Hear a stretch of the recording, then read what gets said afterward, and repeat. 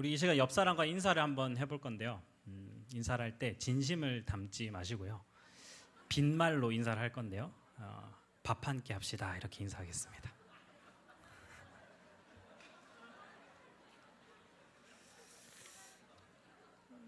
네, 눈치 없이 진짜 약속 잡으시면 안 됩니다. 네, 우리 한국 사람들은요 밥의 민족입니다. 모든 인사가 밥이죠. 만나면 밥 먹었어? 이렇게 하고 물어봅니다. 헤어질 때는 다음에 밥 한번 먹자 하고 헤어집니다.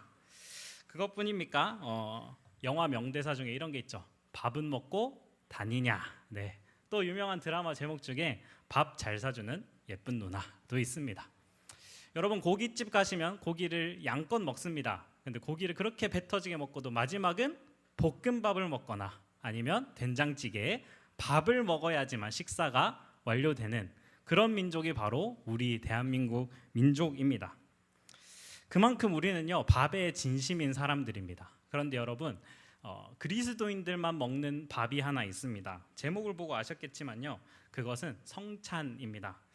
우리에게 성찬은요 아주 중요한 예식입니다. 가톨릭에는요 7개의 예식이 있다 그러죠. 뭐 세례성사, 고해성사, 성체성사 이런 것들이 있다 그러는데 우리 개신교, 개혁교회는 가톨릭에서 개혁해서 나올 때 성경에 나오지 않는 나머지 성사들을 다 버리고 세례와 성찬만을 남겼습니다. 그래서 성찬은 모든 신학자들이 꼭 한 번은 다루는 매우 중요한 것입니다.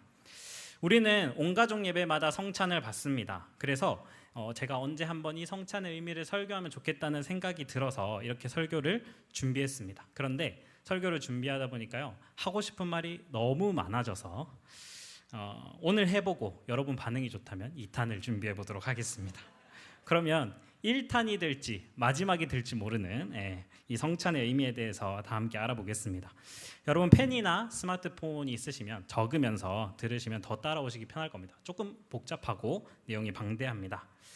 먼저 저를 따라 하시겠습니다. 성찬은 새로움입니다. 네, 제가 먼저 질문을 하나 해보겠습니다. 여러분 우리가 성찬식을 할 때 먹는 것이 무엇이죠? 빵과 포도주입니다. 네, 그냥 빵과 포도주도 아니고 아주 납작하고 간이 하나도 안 돼 있는 맛없는 빵과 목조차 축일 수 없는 아주 작은 잔의 포도주입니다. 그러면 여러분 왜 우리는 하필 이 성찬식에서 빵과 포도주를 먹고 마실까요? 여러분은 그렇게 생각하시겠죠. 전도사님 성경도 안 보셨습니까? 예수님이 빵과 포도주를 드시지 않았습니까? 이렇게 말씀하시겠죠. 제가 드리고 싶은 질문은 그럼 예수님은 하고 많은 음식 중에 왜 하필 빵과 포도주로 성찬을 진행하셨냐 하는 겁니다. 이스라엘에는 다양한 음식들이 있었을 겁니다. 올리브도 유명했을 거고 우유도 있었을 거고 하다못해 물도 있었을 겁니다. 그런데 왜 하필 주님께서는 이 빵과 포도주를 선택하셨을까요? 이 시점에서 우리는 PPT 하나를 보시겠습니다.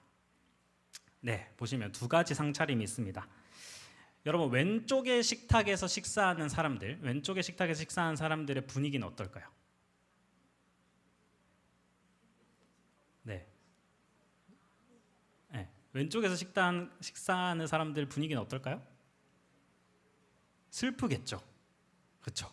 여러분이 이 식탁을 차리지도 않았는데, 여러분이 이 식탁에 참여하지도 않았는데 우리는 식탁의 모양만 보고 그 분위기를 알 수 있습니다. 그럼 오른쪽은 어떨까요? 아주 기쁘고 즐거울 겁니다. 생일상이라는 맥락이 있기 때문입니다. 우리는 식탁만 보고도 어떤 맥락을 가지고 바라보게 됩니다. 예수님이 제자들과 드셨던 빵과 포도주라는 상차림도 맥락이 있습니다. 어떤 맥락이냐면 바로 유월절이라고 하는 맥락이죠. 오늘 말씀 15절에 보시면요 예수님이 내가 너희와 유월절 먹기를 원했다 이렇게 말씀을 하십니다. 지금 예수님과 제자들이 먹는 식탁의 상차림은요 유월절 상차림입니다. 유월절에는 무엇을 먹는지 출애굽기 12장 6절에서 8절 말씀을 제가 읽어드리도록 하겠습니다. 이달 연 나흘날까지 간직하였다가 해질 때에 이스라엘 회중이 그 양을 잡고 그 피를 양을 먹을 집 좌우 문설주와 임방에 바르고 그 밤에 그 고기를 불에 구워 무교병과 쓴 나물과 아울러 먹되 아멘. 네, 뭘 먹냐면요 고기와 무교병과 쓴 나물을 먹습니다. 이 규례가 유대인에게서 계속 지켜져 온 겁니다. 출애굽 이후로 계속 지켜져 왔습니다. 예수님과 제자들도 유대인이었습니다. 그래서 당연히 15절에서 말씀하시는 유월절 먹기를 원하였다라고 하는 것은요, 유월절 절기를 기념하는 식사였다라는 것을 알 수 있습니다. 그러면 예수님과 제자들이 먹는 그 식탁에는요, 당연히 양고기와 무교병과 쓴 나물이 있었을 겁니다. 여기서 무교병이 납작하게 부풀지 않은 빵입니다. 저희가 성찬식 때 먹는 그 간이 하나도 안 된 그것과 아주 비슷한 것이죠. 그리고 쓴나물도 있었을 겁니다. 근데 여기서 예리하신 분들은 캐치했을 겁니다. 포도주 맛이라는 말은 없는데요? 구약 어디를 찾아봐도 포도주 맛이라는 말은 나오지 않습니다. 자, 여러분, 출애굽이 언제 일어난 사건이냐면요, 기원전 15세기입니다. 기원전 15세기라는 건 기원전 1400년대죠. 지금 예수님과 제자들이 먹고 있는 시대는 기원 후 30년입니다. 출애굽과 예수님 시대 사이에는요 1500년의 시간 차이가 납니다. 여러분, 10년이면 강산도 변한다는데 1500년이면 문명이 변하는 시간입니다. 지금 우리 한반도의 시점에서 1500년 전으로 가면 우리는 고구려 백제 신라와 나뉘어서 이렇게 싸우고 있는 그 정도의 차이가 난다라고 하는 거죠. 유대인들의 이 유월절 규례도요, 큰 틀은 지키되 세부 규정이 1500년간 서서히 바뀌어왔습니다. 그래서 예수님 당시 유대인들은 유월절 식사를 했을 때 구운 양고기와 무교병과 쓴 나물과 함께 딱 4잔의 포도주를 마셨습니다. 그러니까 당연히 지금 예수님과 제자들의 식사 자리에는요 포도주 4잔이 있었습니다. 그래서 예수님은 하고 많은 음식 중에 이 유월절이라는 맥락을 가진 떡과 포도주라는 것을 고르셨습니다. 그럼 우리는 이제 이 떡과 포도주가 있는 상차림이 유월절 식탁이라고 하는 것을 알게 되었습니다. 여러분이 만약에 생일 잔치를 한다면 여러분은 기대하는 바가 있을 겁니다. 뭐 소원을 빈다든지 생일 축하 노래를 부른다든지 생일 초에 불을 끈다든지 하는 순서들 말이죠. 유대인들의 이 유월절 식사에도 유대인들이 당연히 기대하고 예상하는 순서가 있습니다. 생일 축하 노래처럼 말이죠. 출애굽기 12장 26절에서 28절을 눈으로 한번 보시겠습니다. 이게 뭐냐면요, 유월절 식탁을 먹을 때 왜 이것을 먹는지에 대해서 가르치라는 내용입니다. 매번 유월절 식사를 할 때마다 유대인 아버지들이 유대인의 자녀들에게 가르칩니다. 그 내용은 매년 똑같은 것을 가르치는데 하나님이 어떻게 우리를 출애굽시키셨는지 그 위대한 구원의 역사에 대해서 가르치는 내용입니다. 이 시점에서 제가 한 가지 질문을 더 드리겠습니다. 여러분은 구원이라는 단어를 들으면 무슨 단어가 떠오르시나요? 네, 아마 천국이 떠오르실 겁니다. 그러면 이 질문을 반대로 유대인에게 하면 뭘 떠올리냐면요, 구원하면 출애굽을 떠올립니다. 유대인들에게 구원은요, 출애굽 당시처럼 억압당하던 우리를 하나님께서 언젠가 다시 빼내어 주시고 구원해 주셔서 다윗과 솔로몬 시절처럼 아주 부강한 나라가 되어서 온 열방이 이스라엘로 나아오는 것, 이것이 유대인들이 생각하는 구원입니다. 그러니까 유대인들에게 유월절은요, 과거 하나님의 구원을 떠올리고 미래에 올 하나님의 구원을 소망하는 자리가 되겠죠. 다시 예수님과 제자들의 그 식사 자리로 초점을 옮기겠습니다. 예수님은 제자들에게 유월절 식사를 하러 가자고 하십니다. 제자들은 예수님에게서 분명히 굉장한 것을 기대했을 겁니다. 예수님은 메시아시니까요. 메시아가 와서 이 로마 식민 지배를 부술 거니까요. 이 로마 식민 지배를 부수려면 당연히 강한 군대를 일으켜서 독립 전쟁을 해야 하지 않겠습니까? 출애굽 같은 구원이 일어날 독립 전쟁을 시작하기 가장 좋은 날, 바로 유월절입니다. 출애굽을 기념하는 유월절이죠. 아마 제자들은 예수님이 드디어 위대한 군사 작전을 시작하시려나 보다, 오늘 이 유월절 식탁에서 그걸 발표하시려나 보다, 그걸 기대하고 있었을 겁니다. 그리고 예수님이 우리에게 출애굽에 대한 가르침 또한 매년 그랬듯이 주시겠구나라고 생각했을 겁니다. 그런데 예수님께서는 별안간 이렇게 말씀하십니다. 또 떡을 가져 감사기도 하시고 떼어 그들에게 주시며 이르시되 이것은 너희를 위하여 주는 내 몸이라. 너희가 이를 행하여 나를 기념하라 하시고 저녁 먹은 후에 잔도 그와 같이 하여 이르시되 이 잔은 내 피로 세우는 새 언약이니 곧 너희를 위하여 붓는 것이라. 아멘. 이 위대한 구원의 독립전쟁 계획은요, 온데간데 없을 뿐더러 늘 유월절에 해오던 출애굽 이야기도 찾아볼 수 없습니다. 그리고 별안간 무교병을 떼어주시더니 이것은 내 몸이다, 그리고 포도주를 부어주시더니 이것은 내 피다, 이렇게 말씀을 하시는 겁니다. 제자들은 황당하고 어이가 없었을 겁니다. 바로 이 대목에서요, 성찬 식탁의 중대한 의미가 드러납니다. 예수님은 출애굽을 기념하는 유월절 식탁에서 새로운 유월절, 새로운 출애굽을 선포하신 겁니다. 과거의 출애굽 같은 그 구원이 아니라 예수님의 죽으심으로 완성될 새 언약을 말씀하시는 겁니다. 제자들은 로마의 종말과 자신들이 예수님 옆에서 갖게 될 그 힘과 권력을 원하고 있었습니다. 그러나 예수님은 보란듯이 이 세상 가장 본연의 문제인 죄악의 문제 해결을 선포하신 겁니다. 여기서 당연히 떼어진 떡은 찢겨진 예수님의 몸을 상징하고 부어진 포도주는 흘려진 예수님의 피를 상징합니다. 출애굽기 24장 8절을 제가 읽어드리겠습니다. 모세가 그 피를 가지고 백성에게 뿌리며 이르되 이는 여호와께서 이 모든 말씀에 대하여 너희와 세우신 언약의 피니라. 모세는 동물의 피를 뿌리며 시내산에서 하나님과 언약을 맺습니다. 그리고 예수님은 이제 포도주인 주님의 피로 새 언약을 맺는다고 말씀하십니다. 이스라엘의 구원이 아니라 예수 그리스도의 십자가와 부활을 믿는 모든 사람의 구원으로 위대한 전환과 확장을 보여주신 겁니다. 그리고 예수님께서 맺는 이 새 언약은 예레미야가 예언한 것입니다. 예레미야서 31장 31절과 32절 말씀 제가 읽어드리겠습니다. 여호와의 말씀이니라. 보라 날이 이르리니 내가 이스라엘 집과 유다 집에 새 언약을 맺으리라. 이 언약은 내가 그들의 조상들의 손을 잡고 애굽 땅에서 인도하여 내던 날에 맺은 것과 같지 아니할 것은 내가 그들의 남편이 되었어도 그들이 내 언약을 깨뜨렸음이라. 여호와의 말씀이니라. 예수님은 지금 과거의 구원인 출애굽을 기념하는 자리에서 하나님만의 구원을 기다리던 그 유월절 식탁에서 바로 그 구원이 오늘 임한다라고 말씀하고 계시는 겁니다. 예수님께서는 지금 제자들과 사람들의 예상을 뛰어넘는 새로운 구원을 선포하셨습니다. 그리고 예수님은 지금 이 식탁에서 세계의 운명 자체를 뒤바꿔 놓으신 겁니다. 죄 때문에 부패한 이 세상이 바로 그 유월절 식탁에서 새 것이 됩니다. 새 창조를 맞이합니다. 이 세상의 역사는 바로 이 밤 예수님의 유월절 식탁 십자가와 부활로 인하여 완전히 바뀌었습니다. 그래서 우리는 성찬을 받을 때 새로운 출애굽, 새로운 유월절, 새로운 언약을 떠올리며 새로운 그 자체를 입어야 하는 것입니다.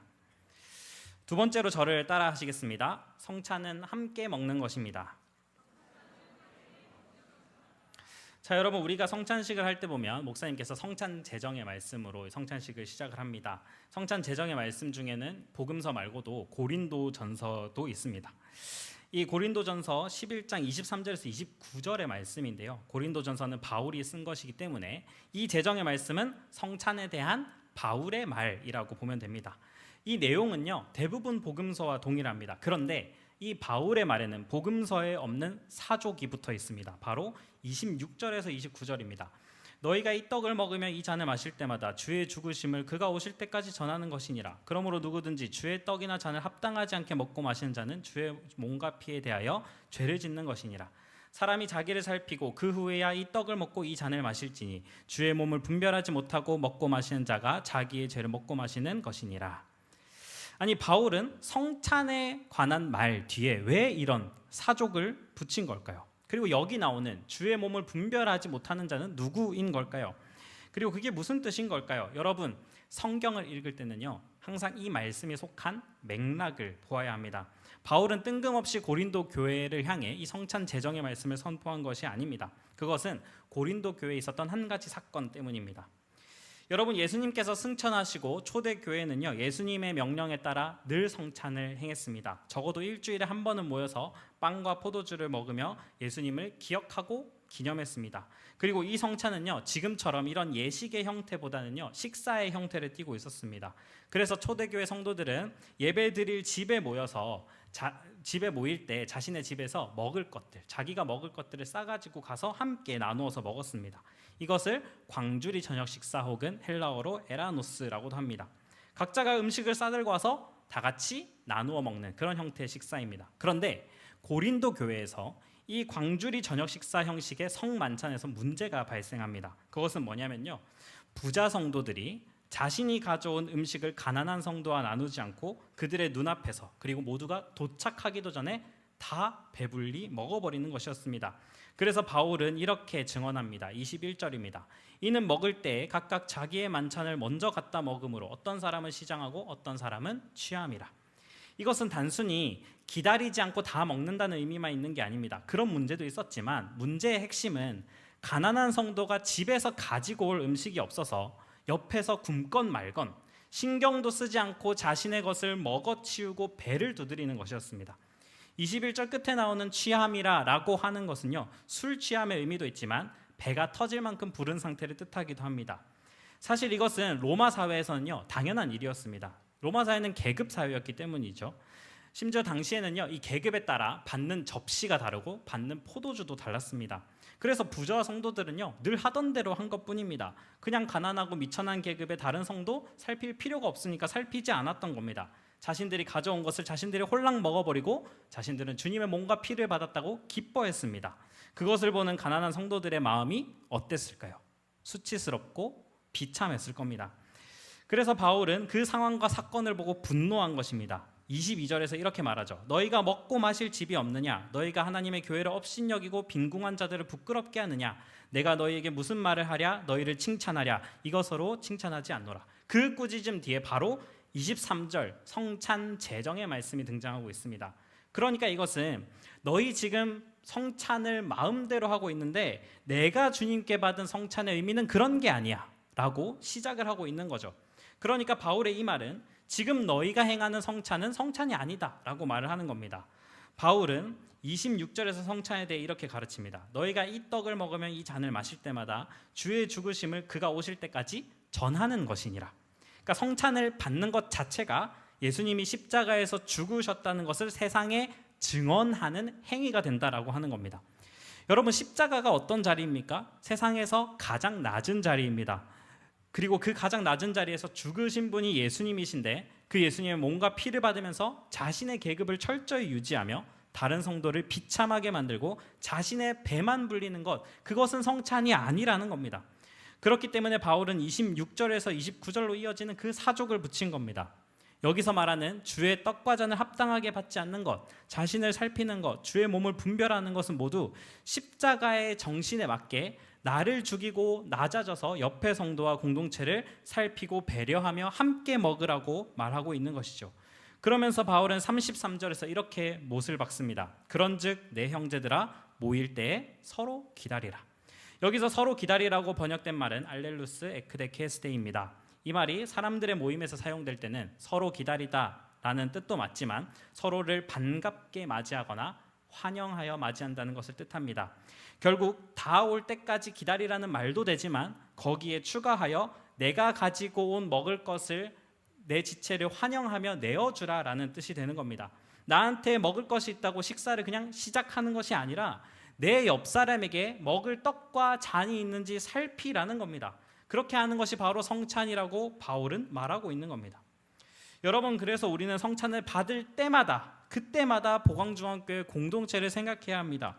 그리고 이곳에 나와 함께 받아야 합니다. 성찬은 혼자 받을 수 없습니다. 내 옆 성도와 함께 받으며 그 삶에 관심을 기울이고 형편을 염려해야 합니다. 중보해야 합니다. 어려운 사람이 있다면 도와주고 힘든 일이 있다면 위로해 주어야 합니다. 그것이 성찬을 합당하게 받는 것입니다. 마지막으로 저를 따라 하시겠습니다. 성찬은 겸상입니다. 여러분은 겸상을 잘 하십니까? 네. 그런 말 많이 듣죠. 옛날 같았으면 겸상도 못할 것들이 이런 말들 우리 잘 알고 있습니다. 그러니까 겸상이라고 하는 건요, 관계를 맺기 합당해 보이는 사람하고만 소통하겠다는 의미가 담겨 있습니다. 그래서 누가 누구와 밥을 먹는지를 보면 관계가 보입니다. 개인적인 시간을 내어서 밥을 먹는다는 것은요, 그만큼 상대에게 마음을 쏟는다는 뜻이기 때문이죠. 우리에게도 함께 밥을 먹는다라고 하는 건요, 이런 정도의 의미가 있습니다. 그런데 예수님과 제자들이 살던 1세기 사회에서는요, 겸상은 우리가 생각하는 것보다 훨씬 더 큰 의미를 가지고 있었습니다. 성찬에 관해 말하고 있는 고린도전서의 또 다른 본문을 보겠습니다. 고린도전서 10장 20절에서 21절입니다. 제가 읽어드리겠습니다. 무릇 이방인이 제사하는 것은 귀신에게 하는 것이요 하나님께 제사하는 것이 아니니 나는 너희가 귀신과 교제하는 자가 되기를 원하지 아니하노라. 너희가 주의 잔과 귀신의 잔을 겸하여 마시지 못하고 주의 식탁과 귀신의 식탁에 겸하여 참여하지 못하리라. 여기에 보면 주의 잔과 귀신의 잔, 그리고 주의 식탁과 귀신의 식탁이라는 말이 나옵니다. 여기서 말하는 주의 식탁, 주의 잔이 바로 성찬을 나타내는 말입니다. 이 구절의 바로 앞인 16절과 17절에는요, 우리가 떼는 떡은 그리스도의 몸에 참여하는 것이다, 축복의 잔은 그리스도의 피에 참여하는 것이다, 이렇게 말하고 있습니다. 그러면 바울은 왜 여기서 귀신의 식탁과 주의 식탁을 말하고 있는 걸까요? 그것은 당대 사회에서 섬기던 신을 섬기던 방식 때문입니다. 로마 사회에는 아주 많은 신이 있었습니다. 여러분들 그리스 로마 신화를 읽어보면 아시겠지만 제우스, 아테나, 아폴로, 아프로디테 이런 아주 많은 신들이 있습니다. 최고 신이 있고 수많은 하위 신들이 있습니다. 그리고 로마 사람들은요, 그 모든 신들을 섬기기 위해서 자주 신전에 갔고요, 그 신전에는 식당이 있었습니다. 그 신을 경배하러 온 사람들이 함께 모여 제사에 바쳐진 음식을 나누어 먹는 식당입니다. 이것과 관련된 고대 기록 하나를 제가 읽어드리겠습니다. 내일 세라피스 신전의 주님인 세라피스의 식탁에서 식사할 당신을 초대합니다. 이런 기록이 있습니다. 그러니까 세라피스 신전에 있는 식당에서 식사를 한다는 것은요, 세라피스 신을 숭배하는 사람과 겸상을 한다는 뜻이 되는 겁니다. 여러분, 이것을 대수롭지 않게 여길 수 있습니다. 뭐 밥 한번 먹는 게 어때서? 바울도 우상에게 바쳐진 재물 먹어도 상관없다고 하지 않았습니까? 그러나 이 신전의 식탁에 앉는 것은 전혀 다른 문제였습니다. 그 식탁에 앉는 것은요, 그 신을 섬기던 사람들의 문화에 참여한다는 뜻이었습니다.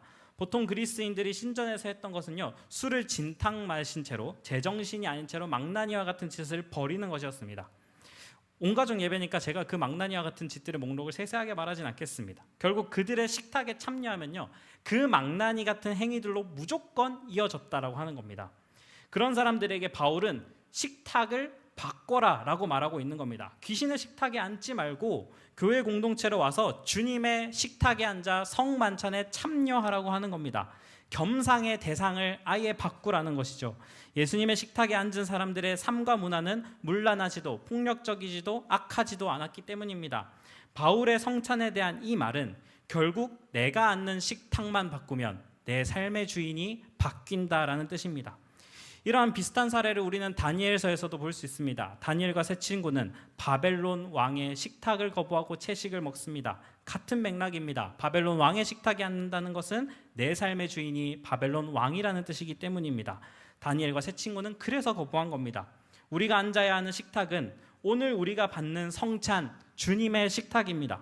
여러분, 오해하시면 안 됩니다. 저는 지금 교회 안 다니는 사람과 겸상하지 말라고 말하는 것이 아닙니다.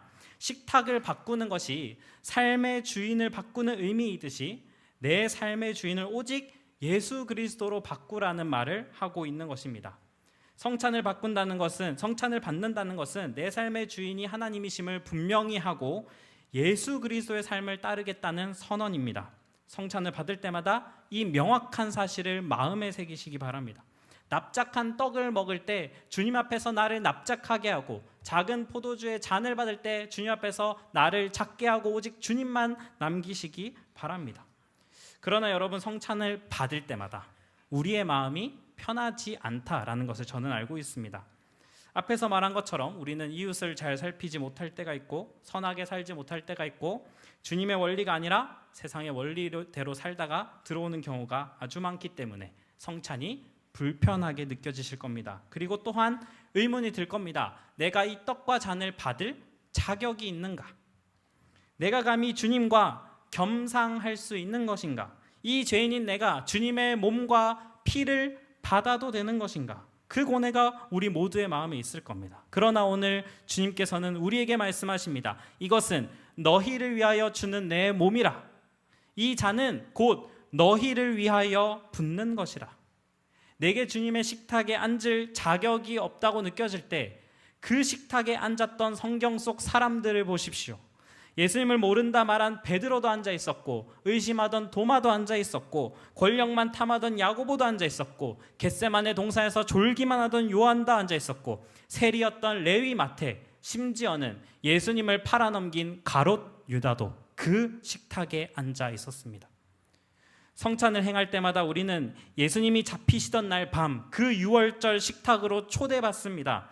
우리가 베드로가 되고 유다가 되고 요한이 되고 12제자가 됩니다. 주님의 식탁은 자격 없는 자들에게 베푸시는 기적적인 은혜입니다.